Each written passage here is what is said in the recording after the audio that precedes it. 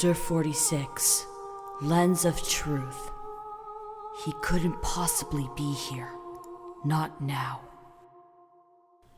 Zelda darted down the stone path, one hand reaching for the knife hidden beneath her garb.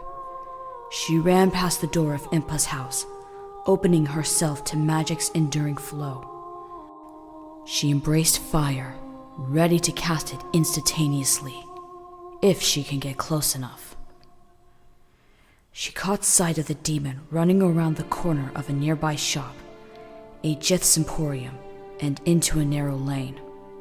Zelda considered following it, but without help, a pursuit into the laneway would be foolish. Phantoms conjured from a person's image seldom died easily. Zelda's sharpened Sheikah senses tingled at the distinct feeling of shadow magic. It was an odd sensation, one that made her skin crawl and caused goosebumps to break out along her arms. A chill spread through her veins as she sensed Darklink moving towards the well and the windmill's broken remnants. There were people situated there who would have no idea what was headed their way. Zelda ran, earning startled looks as she bolted past people peering out of their homes. She arrived in the square where the well stood. It was teeming with people and Gorons who were still combing the ruins surrounding it. The Gorons looked up as she ran into the plaza, some offering greetings, others making anxious queries. Zelda heard none of them. She had to cut the demon off from its intended path. She darted around a corner, skidding as she came face to face with the Goron. It gave a startled yelp, and Zelda stepped to the side with nimble feet, nearly avoiding a collision with the creature's bulky hide. As she ran, a dark figure darted out from behind a building. Darklink ran towards the well, knocking aside swords and spears as the startled guardsmen tried to block his path. Goddesses.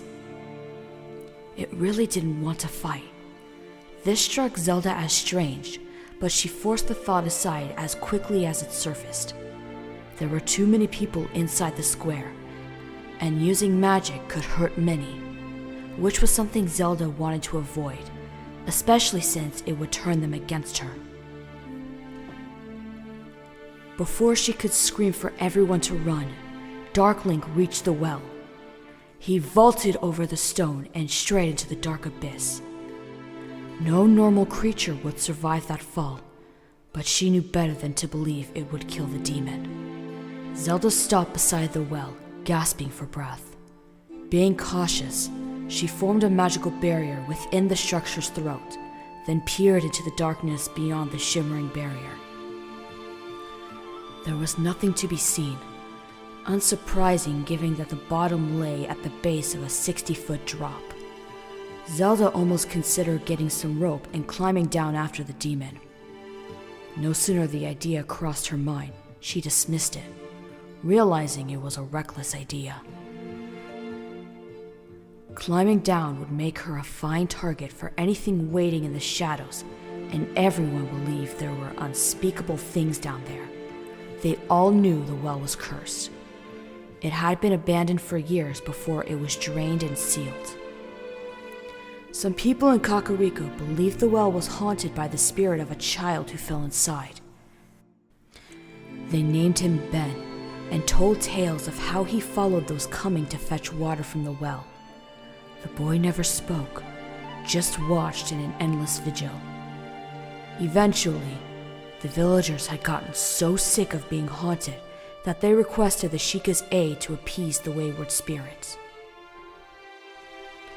Zelda thought it was just another tale that often sprung up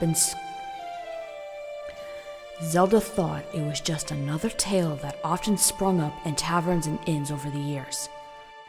Those with the taste for less pleasant stories believed the well was a mass grave built during the Sheikah Schism. The spirits of those souls now haunted the Shadow Temple, where the damned lingered with an insatiable hunger for vengeance.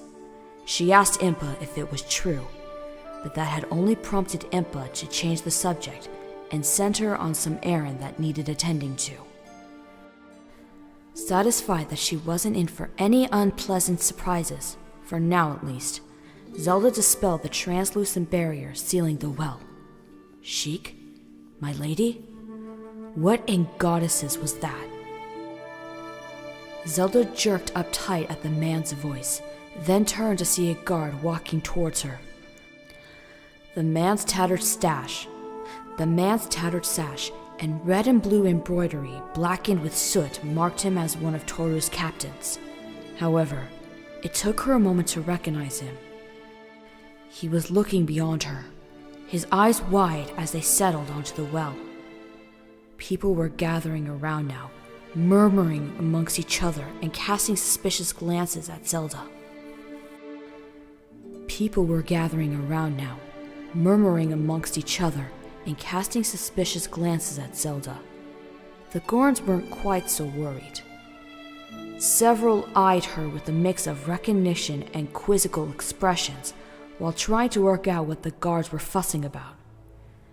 The tension among the Hylian crowd was palpable, and several guards quickly ushered the onlookers away before they could get rowdy. They avoided pushing or shoving, which Zelda was grateful for. That sort of thing could start a riot. Zelda turned her attention to the young captain, his eyes trailing from her dagger and up towards her eyes. Realizing she was still tightly clutching her weapon, Zelda quickly sheathed it. My lady? The officer sounded as uncertain as he looked. A servant of the necromancer, Zelda answered grimly. It looked like our sworn brother, grumbled a Goron as he lumbered towards her, earning an uncomfortable glance from the guard. It was a trick, I assured you, Zelda said, pitch calm. When the Goron looked at her uneasily, she added, I doubt it's coming back. Return to your duties. The Goron nodded and ambled off, leaving both Sheik and the guard alone. You sure it isn't coming back? The captain asked her quietly. One cannot be sure of a great number of things in a time like this, Zelda said, avoiding a direct answer. It was one of many habits the Sheikah were notorious for. Tell your men to keep an eye out, and if anyone sees anything, report to General Toru immediately. The officer looked like he wanted to ask more questions, but thinking better of it, he turned and dashed off to his task. Zelda turned back to the well, her mind still fixed on the demon and its odd behavior. Why did it flee? If she wanted certainty that it wasn't coming back, she'd have to act fast. First, she quickly found Jemite, who was busily helping his kin sift through broken bricks and timber. He greeted her with his usual jovial smile, even after smacking a Goron across the head for eating something it had found in the ruins of someone's house. Zelda sent Jemite to fetch Link, instructing him to send the boy to Impa's house. As Jemite rolled away, somehow garnering some speed as he did so, Zelda's thoughts returned to the bag she'd seen the demon carrying. It must have been after something. She didn't have a clue what that could be. Impa kept a whole manner of strange things inside her house. Most Zelda was not allowed to touch, but she couldn't think of anything specific that might have drawn the demon's attention. Hoping she could determine what the demon wanted, Zelda walked quickly back towards Impa's house. Her heart pounded as she ran up the stairs to Impa's door, a part of her irrationally afraid. There always was something downright eerie about Impa's home, as though the souls of its previous owners dwell within, barely tolerating anyone's entrance. Even the villagers believed it was haunted, just like the well. As Zelda placed her hand on the doorknob, she noticed there was a key already in the lock. Odd. Darklink must have left it there, too intent on fleeing once he'd been spotted. Not wanting to think about how he'd come across the key in the first place, Zelda pushed the door open and stepped aside. Except for the strange, lingering souls with their melancholy, nothing seemed out of the ordinary. Several chairs with plush velvet cushions were arranged around a table with a tray of tea in mid-center. Above the cold hearth stood a tapestry depicting a mask. Impa's family emblem. It was similar in appearance to the Mask of Truth, but the red teardrop was missing. This wasn't too surprising to Zelda, for the crimson teardrop was a relatively recent addition, a symbol of the Sheikah who died during the 100-Year War. All Zelda knew of that war was that Impa had supported the royal family, and then turned on them in an attempt to seal the monarch's estranged son on the throne. Given that it appeared that the royal family had sanctioned the slaughter of the rebel Sheikah, it seemed little surprised that Impa had fought against them. Was that why Impa never spoke of her family? Did her choice to side against Zelda's great-grandfather turn them against her? It would explain why Impa hated the tapestry so much. Impa's family motto was written across the tapestry's bottom in ancient Sheikah: "There is no light without shadow."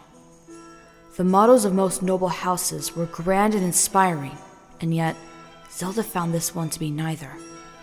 She often wondered where it came from. Nothing inside the room looked odd or out of place. A cup of tea sat untouched and stone cold on one side of the table, a book propped beside it. If Zelda had a guess, Impa was probably reading rather than celebrating with the village when the first attack took place. It made sense, since Impa didn't partake in what she referred to as frivolous occasions. Oh, Impa, Zelda thought. Her chest tightened as she looked around the empty room. Why did it have to be now, when I need you most? Pushing her thoughts away from her mentor's untimely demise, Zelda glanced back up at the tapestry.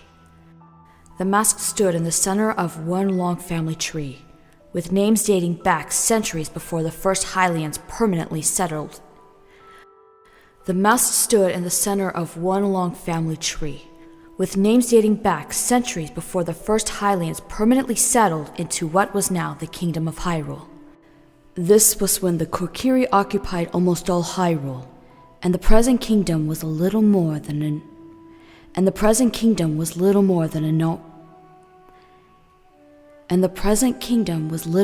a minor province. The names on the tapestry were so small that Zelda needed to squint to see them. Impa hated the tapestry. She tried every means to remove it, short of burning the entire house down. The tapestry itself was magically stuck to the wall and was able to resist every attempt to remove it. She could only guess why Impa disliked it so much. The woman had many secrets, and Zelda could only contemplate how little she knew about Impa's past.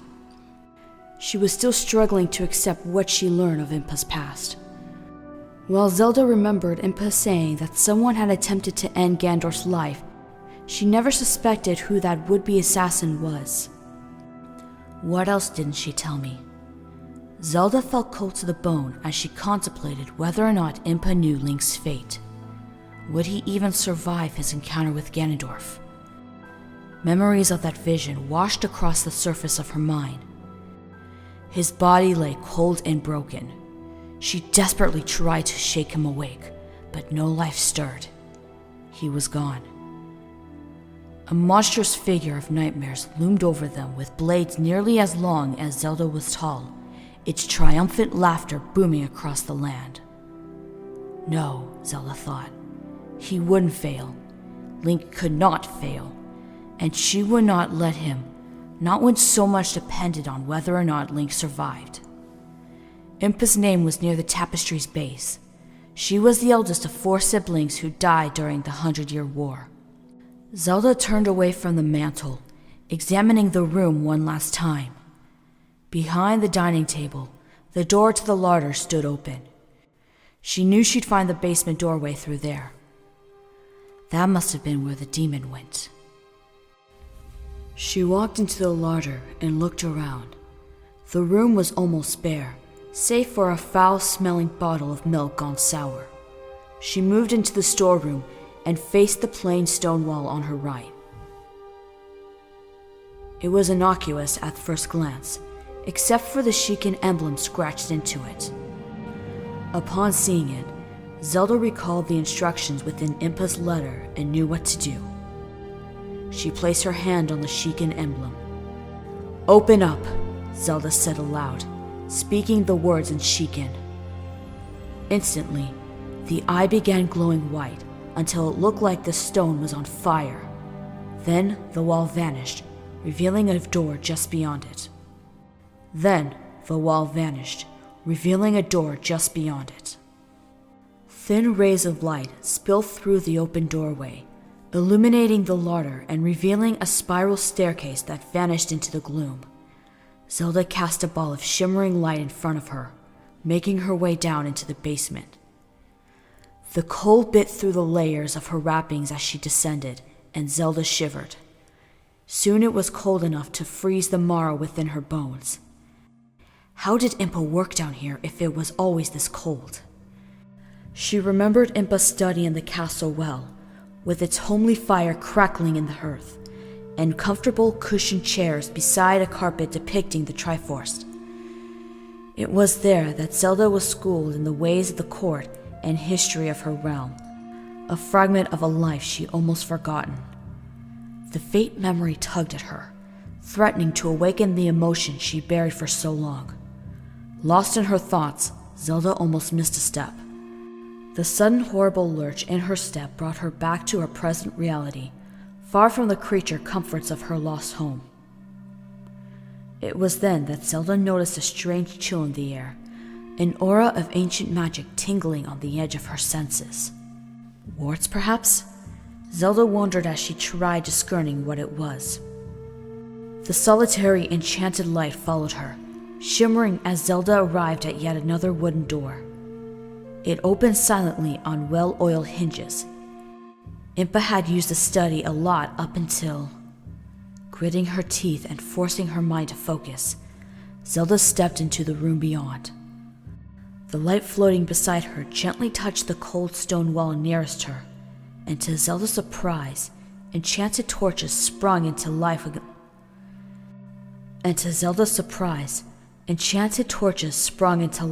the walls. She gasped. The room resembled an earthquake's aftermath. Books were knocked and thrown from their shelves. Entire scroll racks had emptied, their contents strewn recklessly across the floor. An ink jar had been overturned on the bench that might have once been Impa's study. Elsewhere, the contents of several empty chests were sprawled across the stone. Stepping over the maelstrom of scattered books, scrolls, and other items, Zelda approached the door to the next room, which led to a small library. While Hyrule Castle had possessed one of the grandest repositories of knowledge in the 10 Kingdoms that would have taken months to sort through, this library was no bigger than the common room of a small inn. Workbenches lined the walls, laden with potions and instruments Zelda did not recognize, and much to her distaste, an assortment of specimen jars and skulls. This room hadn't been touched in some time, for a thick film of dust blanketed the glassware, and the benches were covered in cobwebs. One thing in here caught Zelda's eye: a red rug in the room's center that had been pulled back to reveal a trapdoor. Zelda was certain it was the one Impa's letter had mentioned, which meant it led to the Shadow Temple.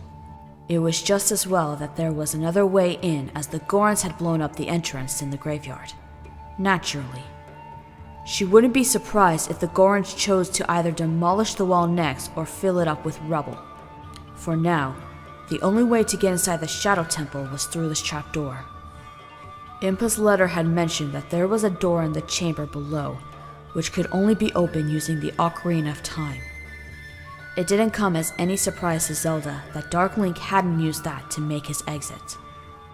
Presently, something on a nearby table that caught Zelda's interest. It was a simple magnifying glass with an amethyst blue handle and 3 triangles decorating its rim. It lay beside a piece of parchment with Sheikah script scrawled across it.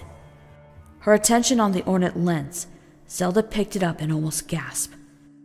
As she hovered the lens over the parchment, she saw thin black lines forming an array of corridors, rooms, and chambers.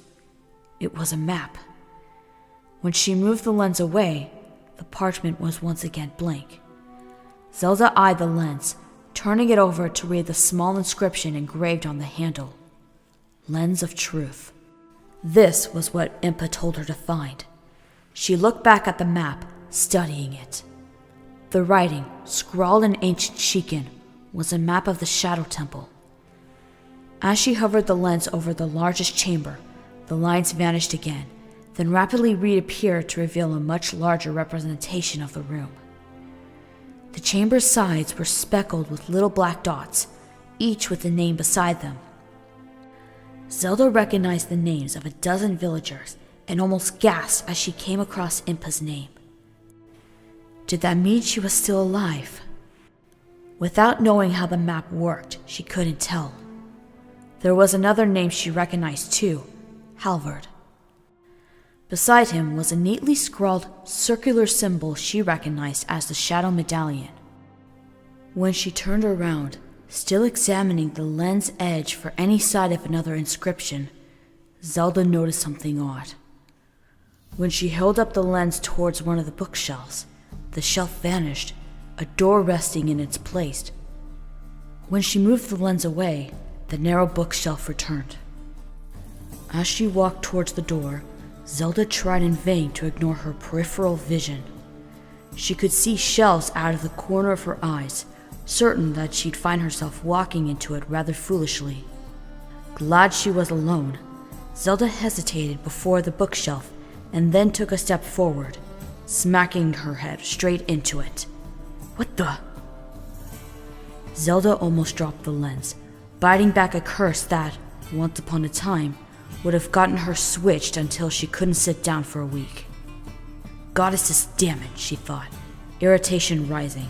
What was the point of the lens making the bookshelf invisible if all it meant was walking right into it? The Sheikah were not known for their sense of humor, so that probably wasn't the case. Besides, a study filled with books and artifacts of arcane magic didn't seem a likely place for such a stupid prank. No, she was missing something. No doubt, she reasoned, it was pretty obvious. She peered back through the lens and something else revealed itself that hadn't appeared when her hand was on the door. One of the stones looked slightly out of place, protruding from the wall. Zelda pressed her hand against the smooth stone and gave it a gentle push, making it slide back in line with the rest of the wall. The moment she did that, the bookshelf vanished. Now it was neither visible with or without the lens. Not entirely convinced she wasn't about to collide with the shelves again, Zelda held her hand out and felt for a shelf. Finding nothing, she twisted the doorknob and pushed it open. The room looked similar to the first one, shelves lining the walls of pale stone. She thought it was odd. There was a piano on one side with a disembodied, scaly black hand atop the instrument. It looked grotesque and lifelike. She took a step forward. Crunch! Zelda almost jumped out of her skin before looking down to see what she had trotted on. It was a mask. Masks of various designs lay scattered across the floor around a heavy wooden trunk. That's strange. Impa didn't have a fascination with masks. The mask she stepped on was shaped like a Khitan, a fox-like animal not native to Hyrule. A crack now ran across the mask's face, and Zelda placed it gently on the nearest workbench. Her eyes fell on a book resting there, open to a page bearing illustrations of people wearing masks. The faces of the masks were twisted. The bearer seemed to be in tremendous pain. Her eyes fell on a book resting there, open to a page bearing illustrations of people wearing masks. The faces of the masks were twisted. The bearers seemed to be in tremendous pain as they writhed in agony. The illustrations showed the victims gradually transforming into animals. The artist used exquisite detail to emphasize just how painful the transformations were. With little doubt that the book belonged to the masked salesman, Zelda closed it and studied the front cover. Sure enough, Halvard's name was written in bright silver letters at the bottom. Zelda reasoned that Impa must have let him use this room to store his things.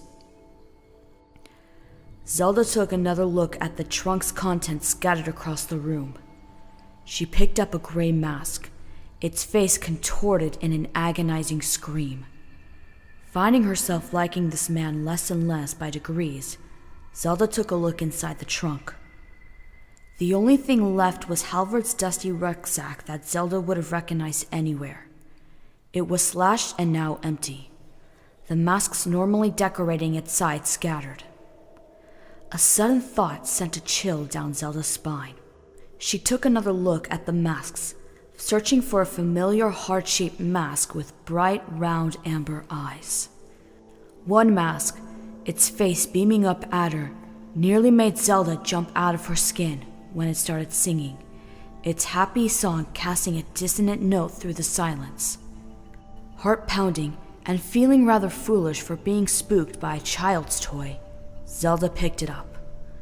A memory stirred, bringing a faint pang of sadness with it. Ewan had liked these masks, so much so that she'd thrown one off the castle's walls when it wouldn't stop singing. Impa had not been impressed. It was strange to think the thing she missed most about her brother was how annoying he could be. She missed his boundless energy, his untempered curiosity, and his stupid games. It seemed ironic that the things she missed most about him were the things she hated most when he was alive. At that thought, she felt a dull pain throb deep inside of her. No, she thought, trying to push her emotions aside. Now isn't the time for that. She brought herself back to the present, which wasn't hard when she brought her attention back to the merrily singing mask. "Stop that!" she barked. "Be quiet!" Heedless of her words, the mask continued its chirpy tune, and Zelda almost snarled with irritation. Suppressing an urge to set the annoying thing on fire, she marched over to another open chest and threw the mask in it. She slammed the lid shut, almost regretting it instantly. An impressive silence hung over the room, one she ordinarily didn't mind. Keeping focus became harder as Zelda continued scurrying the mask strewn across the floor. The mask she was looking for wasn't there, and her heart began racing with panic.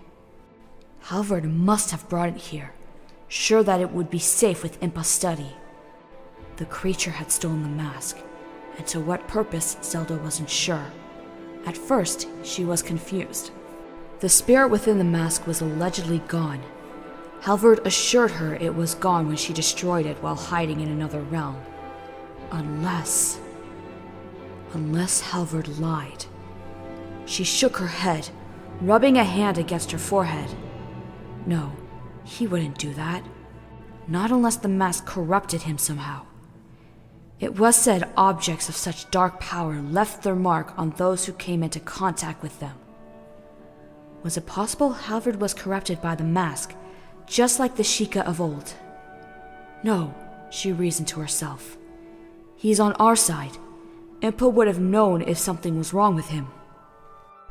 Dismissing the notion that a malevolent spirit was somehow influencing Halvard, she considered another reason why Darkling would steal this particular mask. Then she went cold, and every last bit of warmth left her. Unless it can be resurrected by the necromancer. Halvard had warned her it could be resurrected, but he was certain no mages alive were capable of performing such a feat. Halvard himself had wanted to control the mask and use it to destroy Gandorf, but Impa had assured such an act would doom them all. The mask was better off being destroyed so that no one could use it, or bring the demon back to life. No one, that is, except for someone Impa had long ago sealed within the Shadow Temple. Suddenly, the reason for kidnapping dozens of people made more sense. Resurrecting the demon would require a sacrificial ritual of hundreds of souls to feed it. What better place to procure them from than a town packed with villagers, soldiers, and refugees? Oh shit, Zelda swore. That definitely That definitely would have gotten her backside birched enough times to make sure she wouldn't sit down for a month, let alone a week. The necromancer intended to resurrect Majora.